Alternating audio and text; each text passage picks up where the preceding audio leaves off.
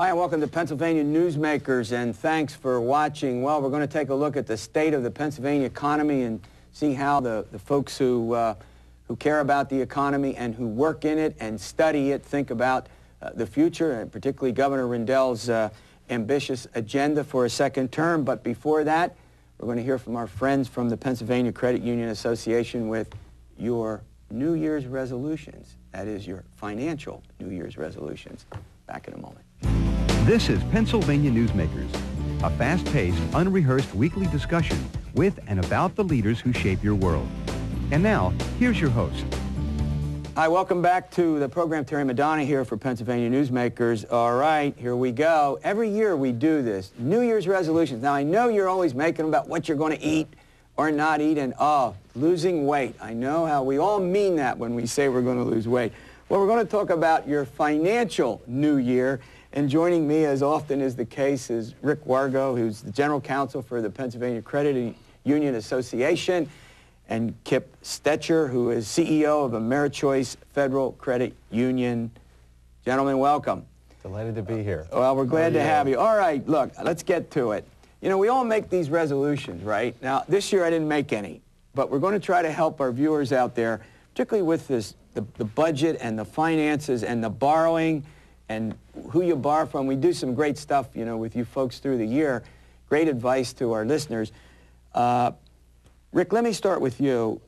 You guys have 5 resolutions you want to recommend that people make. Take it. Resolution number 1, what is it? Okay, most important, getting out of the chute, develop a written monthly annual budget. There isn't any one of us who probably didn't overspend a little bit during the holiday season. Yeah, like we didn't do that. Hand is in the cookie jar already in 2007. But a lot of Americans, over 40%, admit that they live beyond their means. Half of us are living paycheck to paycheck, so that one calamity can really put a consumer in financial trouble.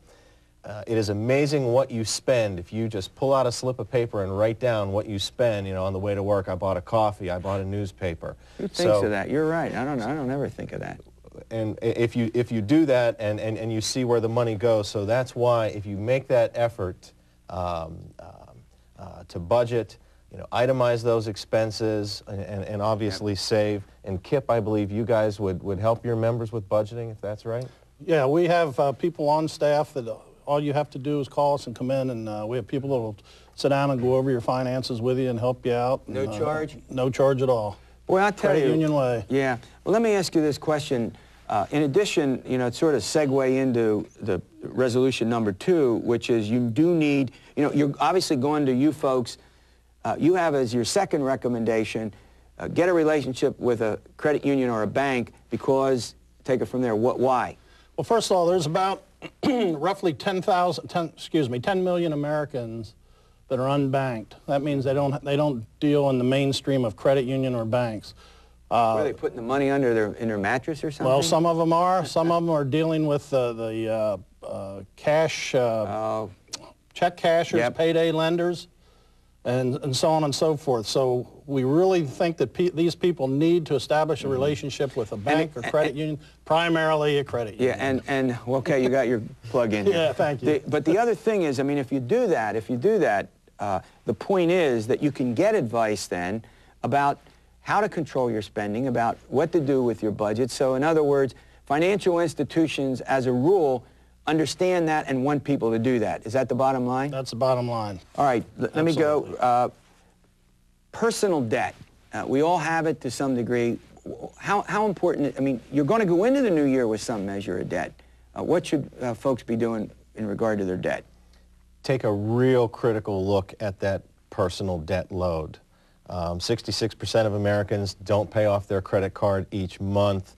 Credit card debt continues to rise. In 1990, it was just under 3,000. Now it's nearly over 9,000 in 2005.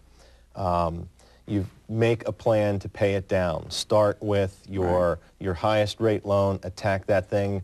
The value in that is if you are paying down your higher price loans over the long term, you're going to pay less interest or smaller finance charges on that. If you have a high-cost piece of debt, obviously consider refinancing. There are a lot of options out there for refinancing as well. All right. Now, in addition to figuring out how to pay off your debts, people should begin to think of what to do on the savings side, even if it's a little bit. Primarily, exactly right. Everybody gets paid. The first thing you should do is pay yourself. Take 10%, 2%, 5%, whatever it is, whatever you can afford. Save.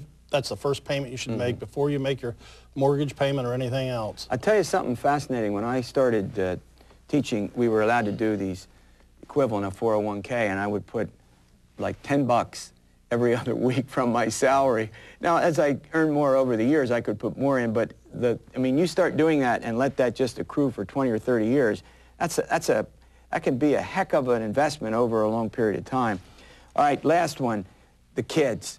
You know, we don't do a lot of this financial education with kids. Why is that important? The young people need to know that essentially money is a tool, and our young people unfortunately are somewhat ignorant of finances. Like, for example, Consumer Reports did a survey and found out that 12-year-olds did not realize that credit cards were a form of borrowing. It's really important in the formative years, teach the kids how to use money, to be responsible, so that when they hit college and they're going away for the first time and you arm them with plastic and they're away from mom and dad, they can manage it. I know Kipp Shop does a number of financial literacy programs and outreach. You might want to amplify that. Yeah, we do. You know, Terry, we spend a lot of money on teaching the kids about drug abuse, but we spend no money teaching them about finances. You're right. The kids grow up and go to college. If I got no mail in college, I got a lot of mail on charge cards. Oh, man, do you ever. And you jump into that. Yep. We at AmeriChoice have opened a branch in East Pennsboro High School in Enola, and we also opened a branch in Central Penn College. Right. And we spend a lot of time and effort training those kids. The kids actually run the branches, and it's worked out really well. And we're trying to do our part to teach the kids. All right, good job. Thanks for the timely update. There they are, your 5 resolutions for financial safety. Well, that's not a bad way to look at it. In the upcoming year, when we come back, we're going to take a look at the economy of Pennsylvania, Governor Rendell's agenda, in connection to that when we return.